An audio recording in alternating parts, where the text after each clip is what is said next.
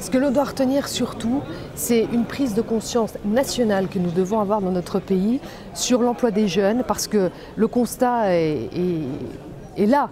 C'est qu'en Allemagne, 2/3 des jeunes sont en formation en alternance, 1/3 seulement chez nous.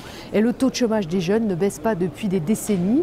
En Allemagne, ils ont cette culture traditionnelle de la formation dite duale, c'est-à-dire la formation par alternance.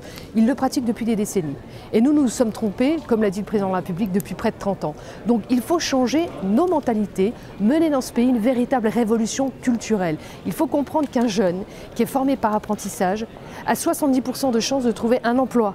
Ce qui veut dire qu'il faut arrêter d'avoir dans nos esprits les formations dites filières nobles.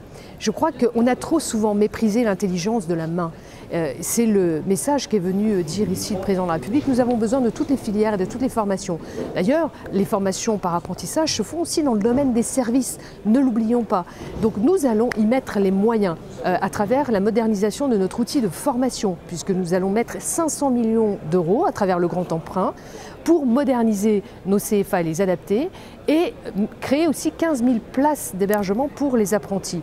Nous allons aussi solliciter et inciter les entreprises à prendre des apprentis en contrat, c'est extrêmement important, et nous allons leur simplifier la vie. Disons-le, parce qu'il est compliqué aujourd'hui de remplir tous ces formulaires administratifs. Nous allons créer un portail de l'alternance, à la fois pour les jeunes, à la fois pour les chefs d'entreprise. Et donc nous voulons vraiment aller vers cette révolution culturelle qui doit être partagée entre l'État et les régions et l'éducation nationale. Tous les acteurs doivent s'unir pour se dire que, au fond, nous devons permettre l'épanouissement de nos jeunes en choisissant la meilleure des formations possibles pour eux. Dans une époque où le combat pour l'apprentissage n'est pas encore gagné, quoi qu'on en dise, c'est-à-dire que l'alternance n'est pas encore admise par toutes les familles françaises, le fait que le président de la République se déplace sur un centre de formation pour apprentis et au surplus sur un centre de formation technique d'apprentis, c'est quelque chose de positif parce qu'encore une fois, l'apprentissage, l'alternance, c'est la meilleure des voies pour l'intégration des jeunes dans le monde du travail. D'une part, faisant partie de Pôle emploi, je le remercie des félicitations qu'il a adressées aux 45 000 conseillers de Pôle emploi sur l'activité que nous avons eue depuis la création de cet organisme, de cet établissement. Derrière, bien sûr, feuille de route très claire sur le contrat d'autonomie avec des financements supplémentaires qui viennent sur ces contrats.